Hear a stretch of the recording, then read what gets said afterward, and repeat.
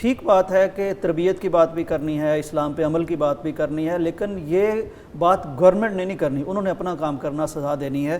تو میں نے ڈاکٹر صاحب جو سوال آپ سے کیا تھا وہ یہ تھا کہ ہم تعصب میں بٹ جاتے ہیں، کچھ ایک کے ساتھ ہیں، کوئی دوسرے فریق کو بن گئے، اب انصاف کی اور اعتدال کی بات نہیں کرتے، نقصان اس سے ہمارے انصاف کا ہوتا ہے، یہ رویے بھی ہمیں تنگ کر رہے ہیں۔ دیکھیں، اس کی وجہ کی طرف جانے کے بجائے میرے خیال میں اس کے حل کی طرف جانا چاہیے۔ ٹھیک،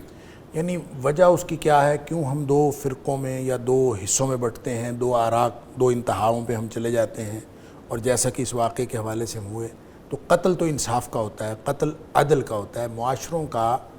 داخلی استحکام ہمیشہ عدل کے اصول پر قائم ہوتا ہے۔ جس معاشرے کے اندر عدل نہیں ہوتا ان کا کبھی بھی داخلی استحکام نہیں ہو سکتا، نہ معاشرتی حوالے سے۔ بالکل، آپ نے قرآن مجید کی آیت بھی پڑھی کہ اسی میں زندگی ہے، اسی میں زندگی ہے، لہٰذا وہ عدل جو ہے اس کا مطلب یہ ہے جس کا جو حق بنتا ہے اس کو دیا جائے۔ اب اگر کسی بچی نے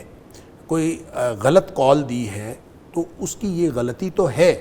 لیکن اس غلطی یا اس گناہ کو بنیاد نہیں بنایا جا سکتا کسی اور گناہ کے جواز کے لیے،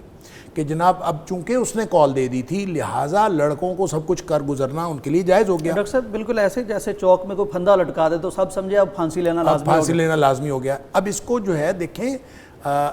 وہ کال جو ان لڑکوں کو دی گئی،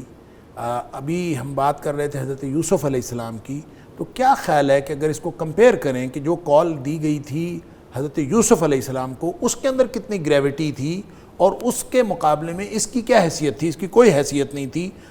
اس کے مقابلے میں اس کال پر جو رسپونڈ کیا حضرت یوسف علیہ السلام نے، تو ان لڑکوں کے اندر کسی کے پاس کسی کے گھر میں بہن نہیں تھی، کسی کے گھر میں ماں نہیں تھی، کسی کے گھر میں بیٹی نہیں تھی، ان کو یہ خیال نہیں آیا کہ یہ آج ہم جو کچھ کر رہے ہیں، وہ بیٹی جو غلط کر رہی ہے وہ بھی آخر کسی کی بیٹی ہے، بہرحال قوم کی بیٹی ہے، اس کا یہ حق بنتا ہے کہ اس کو سیکیورٹی فراہم کی جائے۔ یعنی یہ سمجھنا کہ اس نے غلط کیا اور اس نے غلط کرنے کی وجہ سے گویا اس سے سیکیورٹی کا اور حفاظت کا حق چھن گیا، نہیں، یہ عدل کے خلاف ہے۔ عدل کا تقاضا یہ ہے کہ جس کا جو حق اس کا بنتا ہے اس کو بہرحال دیا جائے، اس کی غلطی کی اس کو سزا ملنی چاہیے، لیکن سیکیورٹی فراہم کرنا وہ بہرحال سارے جو معاشرے کے اندر غلط لوگ بھی ہوتے ہیں، اچھے لوگ بھی ہوتے ہیں، سب کو سیکیورٹی فراہم کرنا گورنمنٹ کی ذمہ داری ہے۔ جو میں نے عرض کیا کہ اس میں سارے جو سٹیک ہولڈرز ہیں، جو معاشرے کے سارے کمپوننٹس ہیں، سب کو اپنا اپنا کردار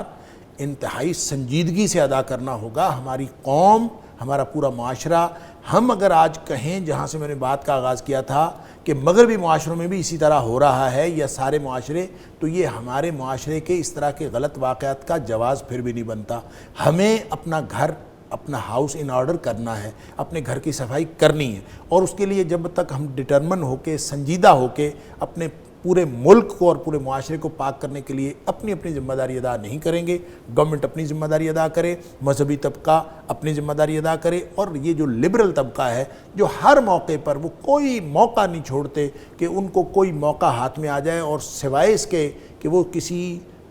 واقعے کو سبجیکٹیولی دیکھیں، وہ آبجیکٹیولی ہر چیز کو اس میں صرف مذہب کو ڈال لیتے ہیں۔ مذہب ایک یہاں پہ مذہب اور لبرلزم کی بحث شروع ہو جاتی ہے، اور وہ جو اصل مسئلہ ہے وہ دب جاتا ہے، انصاف کا قتل ہوتا ہے، اقدار ختم ہوتی چلی جاتی ہیں۔ لہٰذا آج اگر ہم نے اپنے ہاؤس کو ان آرڈر کرنا ہے تو سب کو آن بورڈ لے کر سنجیدگی کے ساتھ سر جوڑ کر بیٹھنا ہوگا۔ لبرل اس معاشرے کے لوگ ہیں، وہ اس معاشرے کی اینٹیٹی ہے، لہٰذا ان کو اس معاشرے کی اصلاح کے لیے ان کا جو رول بنتا ہے ان سے بھی کردار ادا کروانا ہے، اور یہ کس کی ذمہ داری ہے؟ یہ ہم سب کی ذمہ داری ہے۔ سول سوسائٹی کو اس میں ساتھ شامل کریں، اساتذہ کو، تعلیمی اداروں کو، تعلیمی اداروں کے جو ذمہ داران ہیں ان کو، اور والدین ہیں، اور پھر گورنمنٹ ہے، یہ سب جب مل کے ایک کام کریں گے تو ایک ہولسٹک اپروچ کے ساتھ ایک